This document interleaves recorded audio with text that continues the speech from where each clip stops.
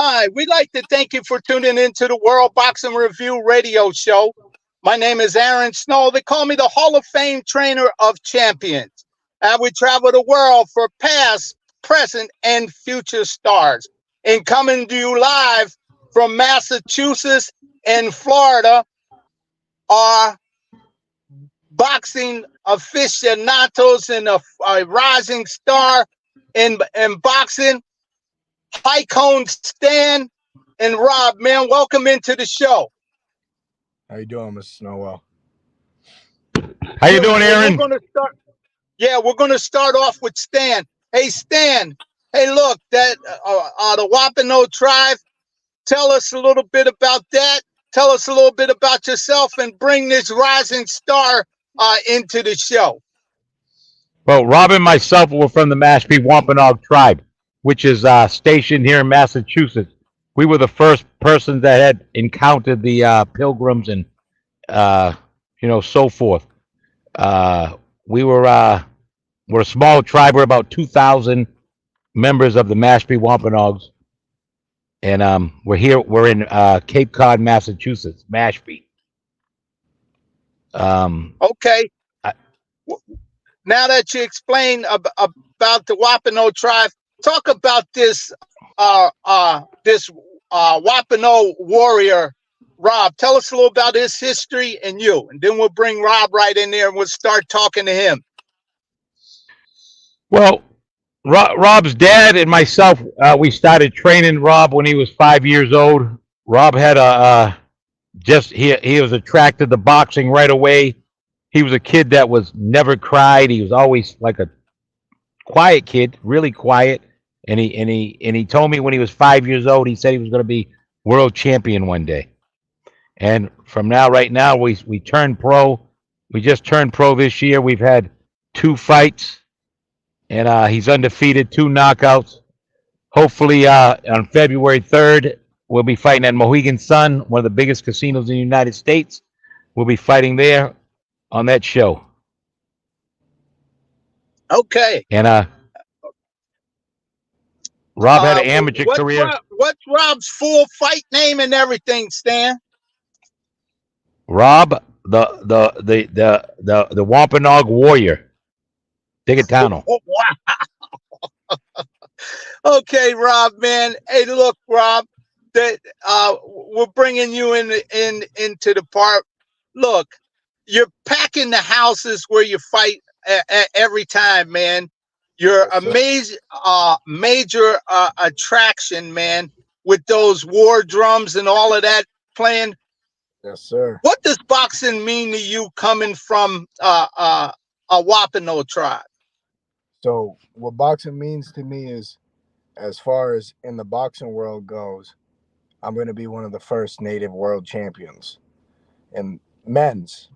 Not to mention Kaylee Reese was a female world champion, but I'll be the first male native world champion, either welterweight or junior middleweight. So going into the ring is just perfecting my craft to every extent, and really displaying us as Wampanoags, how we are warriors and how we handle business. Okay. Well, Rob, just talk up a little bit more, because we talk a little louder, man. I know you're soft spoken. You carry a big stick, a big hatchet to knock guys out, man, and you're knocking them out. But we want these boxing fans out here to hear a great warrior like you, man. So Stan had said, Stan and your father got you interested in boxing when you're young. What are some of your future plans in boxing? Become a world champion. Give back to the community after I become world champion. I want to be able to give back to the community, help out, and probably stay active in the boxing world and help out for the next generations to come. Wow. Hey, Stan, you're somewhere at some type of tribal meeting or something today. Talk a little bit about that. Yeah, I'm at the Elders Tribal Social. It's like a Christmas party to get all the elders together. I'm sitting outside right now because they'll probably disturb our interview and talk to me. But I'll be in there in a little while after the interview. I mean, right now, so it was important that I'm here with you guys.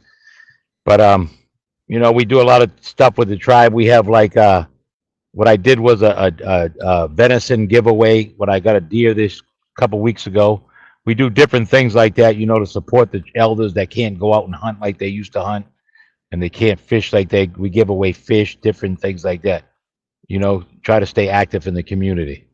And I started a boxing show about 20 years ago. Rob actually was on the first show. Maybe I think it was in 2006. He was on the first show when he was 5. He started boxing on. It's called Rumble on the Res, and he started boxing on that when he was 5, and then he boxed on probably every one I just had, practically. Yeah, so Rumble on the Res, baby. As an amateur, Rob, it's my understanding you had close to 40-some amateur fight. Is that correct, Rob? Yeah, just about. I had a lot of smokers, a lot of non-sanctioned amateur fights as well, a lot of sparring experience. Yeah, well, didn't you win some type? They had a tournament or something up there, Rocky Marciano tournament in the amateurs or something like that. Didn't you participate in that?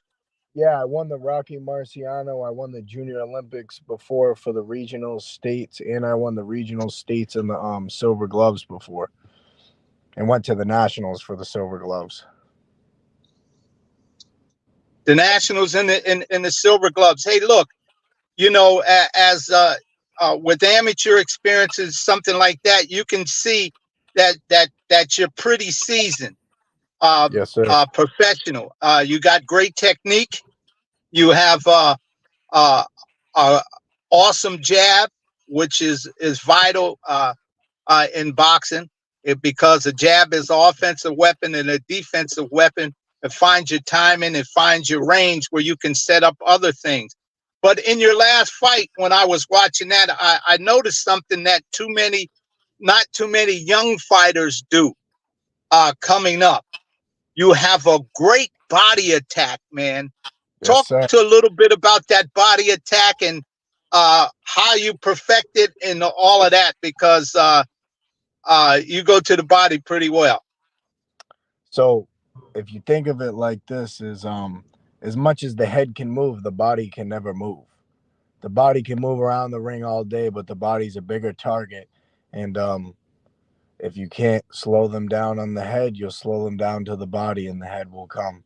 You can't neglect the body. You got to work the whole body. Boxing is like a full body sport. Yeah. So you're down right now in the great Fifth Street Boxing Gym. Excuse me. Down there working out to get in shape and sparring different people. What is the Fifth Street Gym like? It's awesome to walk in there, to know that the great Angelo Dundee, Bojack, and the great Muhammad Ali, those type of guys train there. I think you're seeking greatness. I'll talk a little bit about that Fifth Street Gym. So the Fifth Street Gym is a great environment. It's really cool. Great experience. A lot of different guys. You see a lot of smaller guys out there too. A lot of flyweight, some fast speed, exciting, good sparring work. Even some new upcoming different type of sports. You got some MMA guys in there, and all different types of talent in there. Yeah, well, like they say in boxing, if you're going to make it somewhere, you got a massive crowd that follows you around up there in Massachusetts. But you have to take your show on the road, and you're taking the show on your road, trying to horn your skills and things like that, and go around to spar different styles, different people, some punchers, some not two punchers, some sit in front of you, some stick and move. Yep. Rob and Stan, look, man, you're putting some great stuff down. Stan, how difficult is it to train this young man? He's pretty easy to train. Like Angelo Dundee said about Ali, right? He would have been great without me. You know what I'm saying? I just give him, little stuff, little tidbits of stuff now. You don't have to give him a lot. You give him a little bit at a time. I see Yeah, little well, stuff that he's you got to know, work on from the last fight. his body all the time looks like he's in great shape and great condition of what you need. And Well, conditioning helps with punching power. You know, a lot of guys are naturally good punchers, but when they work hard with their form and technique and be well in condition, form and technique brings speed, that brings power. And when they're in great shape, those magical things happen uh, to be a more crisper and sharper puncher. So is that what you try to work on, Rob? Absolutely. Form is everything. Like you said, form is speed and it is power. So perfecting my form, and you can never practice something too much. You and know, also, your torso, your stomach looks in great shape. Uh, do you do a lot of sit-ups like required? And I do a lot of crunches, hitting myself with the medicine ball conditioning so that what I have happening to my opponents can't happen to me. So I take those body shots pretty well. yeah. and Well, and you and, know, and young fighters coming up, you know, a lot of them, when you want to put that medicine ball on the body, they tense up and want to Yeah. turn and walk away. So how does he deal with it, Stan?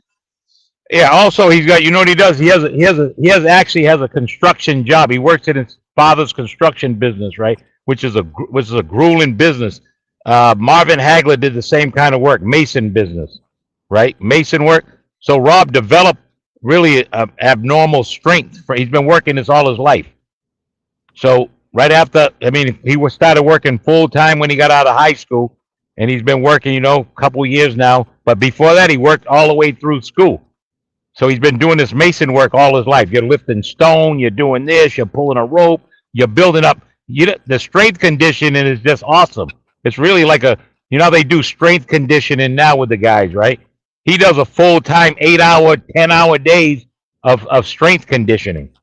Absolutely. So if you hold the mitts for him, you'll just go, man, this kid's strong. You can just feel the strength and the power. Yeah, you got natural body strength from doing that type of work, lifting those cinder blocks and moving that stuff around that it requires to do carpentry and all of that in the construction business. Man, that's awesome. So, Rob, I want to ask you about, man, you come out with a tribal entourage, man, and man, y'all put it down. It Yeah. brings fire, it brings excitement in the air to hear that, to see y'all dancing. Explain something about that the drums, the tribal stuff, that when you're coming in the ring, that ring walk is something y'all have. Yeah. So I look at it like this, and this is the one thing that I'll say about my ring walk is my ring walk to me, as far as boxing, to me, to my cornermen, to Stan, to my father, to my mom, to all of my ancestors. It's a very sacred walkout. And every time we do it sacred before we fight. Before we're about to fight and after we fight, we pray and we thank the creator for it. And I do my walkout with my cousins. We don't rehearse nothing. We just go straight from the ground up. We say, this is what we're going to do. We're going to walk out, let our ancestors take us. We go out there, do our dancing, our singing, our drumming, and we're out. And we're in there. We're preparing for battle, for war. That's why I chose my own fight name as the Warrior, because I feel like I'm a warrior, but also my family, my people are warriors. I come from warriors. So I'm trying to prove myself in these weight divisions and in the boxing world, why that's my name and why I belong having that name. Wow. It's You know, electric. some of the great um, indigenous warriors like Marvin Camel, who was a cruiserweight champion who used to come in with the headdress, Virgil Hill, you know, those type of, they really made a mark. They made an imprint and even Hector Macho Camacho, Macho. who used to come in from time to time with headdress on. I mean, it brings some type of element in the room of excitement. Stan, Absolutely. talk a Yes. little bit about Rob and the opportunities to fight on indigenous land. What does that mean for the indigenous people and people overall? What does that Yeah. What does that mean? Well, well, dancing back and fighting back on your own land is you're connecting with the land, Mother Earth. He's connecting back with Mother Earth, right? So I mean, you have more power. I can actually feel the energy, like he was talking about when we're going to the ring. You can actually feel it, like you're walking on clouds because you're back now. You're back in your homeland, and you're connected with Mother Earth. I mean, on these tribal lands, all of this land is native land, but you know it is. This is right now what is previously owned by native people, like these casinos and a lot of different places. And Rob started out fighting on our reservation, so he's always fought on native land, and that's why he's been successful.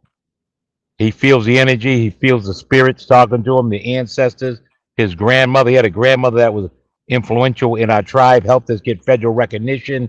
I mean, she just passed away a couple years ago. So when Rob goes out to fight, he's fighting for all the ancestors that's passed on. He's not just fighting for himself; he's fighting for uh, tribes and all his ancestors that's passed on. And once Now, you understand Dan, that, yep, it's to my understanding. At some point in time, isn't the Wampanoag aren't they building some type of light casino or something like that? yeah, Is First Light that Casino. Yeah, First is Light Casino in Taunton. Yeah, there should be a casino there. It's going to be called First Light Casino, and hopefully we'll be able to headline there also when it's up. yeah, boy, it makes it for a big showing of all the things that he got, and hopefully that these promoters that are doing uh, fights on these Native American land is that they give number one the opportunity to indigenous fighters Correct. to seek at least have one or something on the card like you, Rob, because uh, Absolutely. they've been mistreated. And to have a fight on their land gives the natives Americans the opportunity, those that are fighting women, because there's a woman fighter up there in Massachusetts too that needs the exposure and all of that on different shows that they're having. How do you feel about that, Rob? I feel is absolutely everything you said is true. They should give us a shot. They should allow us and give us the opportunity to fight on our land because we need our fight back. We need to be able to display our talent and show people that we have talent. That Native Americans, we have the talent. I mean, it would be a dream for me to fight at any native casino. It would be a dream for me to fight on one of Don King's shows in Miami. That would be fireworks over there, fighting there, coming with my native walkout with all of my tribal people. It would be it it would be amazing to just nationwide and even worldwide be able to fight and display the talents. So all indigenous athletes, I'm trying to make them trying to put a positive influence in, and I'm trying to let them know that they're not alone. Rob, for your age, you're very seasoned in thought process. You're able to communicate very well. Exactly how old are you, champ? 21 years old. Young. 21 years. Man, Rob, 21 years old with the talent that you got somewhere along the line, you should be able to fight for these youth championships that are out here. You have Absolutely. that kind of talent to fight for one of those youth championships, and hopefully you'll get the opportunity to fight for a youth championship out there on native soil, whether it be in your on your homeland in Massachusetts up there, but somewhere on indigenous land across this country. give a fine young man a fine opportunity, but most of all, a Native American opportunity to fight for a youth title, man. You got a lot of great showmanship with you. You got a great team with your father and Stan here, man. Hey, look, man, all I can say to you with the talent that you have and everything that you bring to the table, don't blow youthfulness on foolishness. And it seems to have your mind together. You're headed in the right direction. Train hard and work hard, and you'll get there in due time. That's what I want to say to you, Rob. And with a guy like Stan with you, I'm sure he's keeping you on the right path to be that great warrior of who you are. Absolutely. Hey, Aaron, thanks for the. I just want to ahead. thank you for the opportunity of bringing me and Rob on the show. I mean, I've been on the show before, but I mean, bringing Rob on the show, and you know, you always helping out people, indigenous people of all people, really. And we just like to thank you, and our tribe would like to thank you too. I know they'd like to thank you. So we'd like Well, to thank Stan, you for all the help you do. do a lot of great things yourself. And y'all came to the Black History Month celebration Yeah. last year. February 24th will be that same celebration. We had a great time. Y'all showed up. I just believe that I owed it to y'all to give you the opportunity, since on the World Boxing Review we deal with past, present, and future stars. And Rob, you are a future star in boxing, man. Keep training hard. You'll get there in due time. And Nichelle Harris says, I love the Native American culture and the ancestors being a crucial part of everything you are doing. They love it. And Nichelle is one of the techs on our show that helps with the chat room and all of that. Said, thank you, Stan, for representing the indigenous people, and such a blessing for you to honor your heritage. Thank you. That's from Nichelle. So, look, in You're welcome. closing, we have a couple minutes. Anything y'all want to say in closing? I want to say that it will be a great collaboration with Mr. Snowell here, doing the promoting, eventually one day being seen on one of his fight cards on the Don King promotions. As many of you know, I've done a lot of research on Mr. Snowell, seeing all of his training styles. He led a lot of champions, Mike Tyson, Frankie Randall, all these dudes that became crazy champions and did unspeakable things. Beating Chavez's undefeated record. That's crazy. That's one. You're one of the only. Nobody. Aaron, he did his homework. Yeah, he did his homework. And I know from up at Muhammad Ali's camp, talking to him, he knows the history of boxing. And when you understand history, the future is not a mystery to you. That's why you have purposes and reason, because you do your homework, champ. Keep doing your homework. Keep doing your studies. And Stan, thank you for bringing this young man around, and thank you for bringing him on the show. We got to close now. 30 minutes goes fast when you're having fun, man. And we want to thank you for coming on the World Boxing Review radio show. Thank you again. Oh, wow. Yeah. Well, thank you for tuning into the World Boxing Review radio show. My name is Aaron Snowell. They call me the Hall of Fame trainer of champions. As we travel the world for past, present, and future stars. We'd like to thank you for tuning in. Hiacoombs Stan and Rob, the Wampanoag warrior, man, a future star. Thank you for coming on the show. Sir, blessings. Appreciate you. Thank you. Thank you.